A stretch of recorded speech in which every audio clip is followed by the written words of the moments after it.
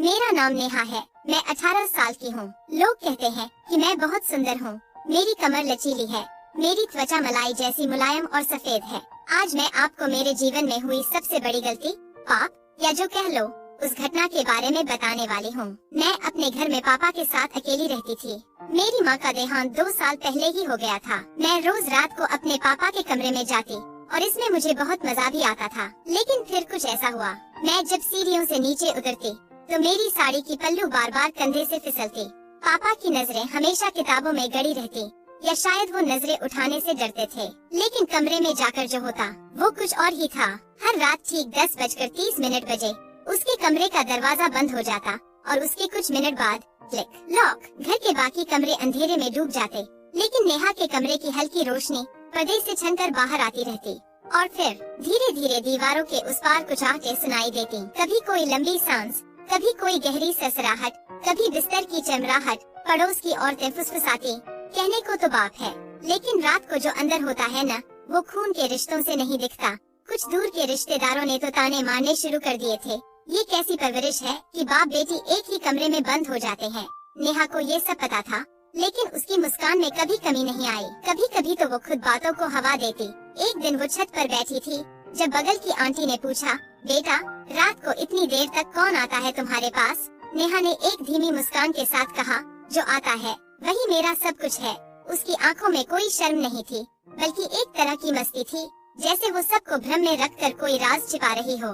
वो अपने पापा के लिए खाना खुद ले जाती और अक्सर कमरे का दरवाजा बंद कर लेती। कोई टोकता तो कहती, पापा को आराम चाहिए। बाहर की नजरें उन्हें बेचैन कर देती हैं।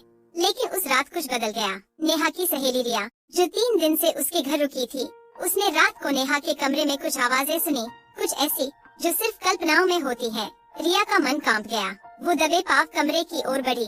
दरवाजा भीतर से लॉक था, लेकिन पर्दे के नीचे से आती रोशनी ने कुछ परछाइयां दिखाई। एक लड़की जो किसी के ऊपर झुकी हुई थी और कोई पुरुष जिससे अजीब हलचल हो रही थी। रिया का चेहरा जद पड़ गया। ये क्या हो रहा है? ये तो नहीं। रिया के पैर कांप रहे थे। पर्दे की छाया में वो जो देख रही थी वो उसकी सोच से परे था। नेहा किसी के ऊपर झुकी हुई थी और उसकी कमर एक खास रफ्तार से हिल रही थी, और नीचे से दिखने वाली परछाई वो एक अधेड़ उम्र के पुरुष की थी। नेहा के पापा की। रिया का गला सूख गया। नहीं, ये गलत है, ये हो ही नहीं सकता। उसने दरवाजे पर धीरे से दस्तक दी। नेहा। कुछ सेकंड की खामोशी के बाद नेहा की आवाज आई, क्या हुआ रिया? रिया कांपती आवाज में बोली, कुछ नहीं, बस पानी चाहिए था। नेहा कुछ देर चुप रही, फिर बोली, नीचे फ्रिज में है, ले लो। मैं अभी बिजी हूँ। ये शब्द रिया के कानों में गूंजते रहे। वो उलझन में वापस अपने कमरे में गई, पर उस रात उसे नींद नहीं आई। सुबह 5 बजे नेहा धीरे से रिया के कमरे में आई। उसके हाथ में गर्म चाय थी। रिया ने झेंपते हुए नजरें चुराई। नेहा मुस्कुराई, इतनी जल्दी उठ गई या रात भर सोई ही नहीं? रिया कुछ बोल नहीं पाई। नेहा पास आकर बैठ गई। जो देखा उस पर यकीन मत करना, हर सच वैसा नहीं होता जैसा बाहर से दिखता है। रिया की आंखें भर आईं। नेहा, अगर कोई जान जाएगा तो? नेहा ने उसकी हथेली थाम ली। तो क्या होगा? लोग कहेंगे कि बाप बेटी के बीच शर्म की कोई दीवार नहीं रही। लेकिन उन्हें कौन समझाए कि मेरे पापा अब वो इंसान नहीं रहे जो कभी थे।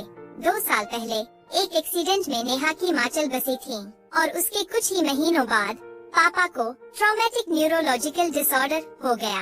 रात होते ही उनका दिमाग अजीब हरकतें करता, कभी चीखते, कभी कांपते, कभी खुद को नुकसान पहुंचाते। डॉक्टर ने कहा था रात को कोई ऐसा चाहिए जो उन्हें संभाल सके, उनके करीब हो, जिसे वो पहचानते हो। नेहा के चाचा ने कहा, इसका मतलब क्या तुम हर रात उनके साथ एक ही कमरे में रहोगी?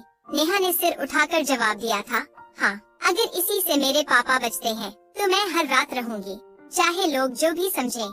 अब रिया की आंखों में आंसू थे। नेहा, तू ये सब अकेले कर रही है, और मैं। नेहा ने उसे गले लगा लिया। ये दुनिया दिखावे पर यकीन करती है रिया, पर मुझे अपने रिश्ते की सच्चाई पता है। कुछ दिन बाद नेहा की बुआ घर आती है, और जब वो एक रात दरवाजा तोड़ देती है तो पूरे मोहल्ले में आग लग जाती है। वो सुबह औरों जैसी नहीं थी। दरवाजा टूटा पड़ा था, पापा बिस्तर पर बेहोश थे, और नेहा पल्लू ठीक करती हुई खड़ी थी। बुआ चिल्ला रही थी, देखा, मैंने कहा था ना, ये लड़की अपने बाप के साथ जो कर रही है वो पाप है। मोहल्ले की भीड़ जमा हो चुकी थी। कुछ कैमरे, कुछ फोन और बहुत सारी गंदी सोच। पुलिस आई। नेहा और उसके पापा को थाने ले जाया गया। एफआईआर दर्ज हुई। सेक्शन 377 और 354। अदालत का पहला दिन। जज की कठोर आवाज गूंजी। नेहा गुप्ता, आप पर अपने पिता के साथ अनैतिक संबंध रखने और उन्हें मानसिक शारीरिक क्षति पहुंचाने का आरोप है। क्या आप दोष स्वीकार करती हैं? नेहा ने सिर उठाकर कहा, नहीं, और आज मैं इस पूरे समाज को आईना दिखाऊंगी। वकील ने सवाल किया, नेहा, तुम रात को अपने पापा के साथ एक कमरे में क्यों रहती थी, वो भी दरवाजा लॉक करके? नेहा बोली, क्योंकि मेरे पापा बीमार हैं, ट्रॉमेटिक न्यूरोलॉजिकल डिसऑर्डर के शिकार। डॉक्टर ने सलाह दी थी कि रात को उन्हें अकेला न छोड़ा जाए। अदालत में सन्नाटा था। नेहा ने अपने मोबाइल से एक वीडियो दिखाया जहां उसके पापा आधी रात को चीख रहे थे, दीवारों पर सिर मार रहे थे और नेहा उन्हें रोक रही थी, संभाल रही थी। डॉक्टर की मेडिकल रिपोर्ट पेश हुई।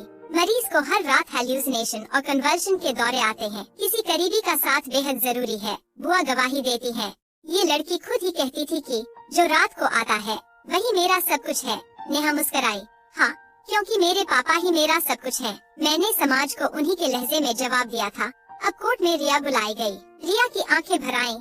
मैंने जो देखा था वो कुछ और था, लेकिन जो समझा वो गंदा था। आज मुझे अपने आप से शर्म है। जज ने पूछा, अगर तुम चाहते तो किसी मर्द नर्स को रात में पापा के पास रख सकती थी, तुम क्यों गई? नेहा का जवाब सीधा था, मैंने माँ को खोया था, अब पापा को नहीं खो सकती। ये मेरी ड्यूटी थी, बेटी की, इंसान की।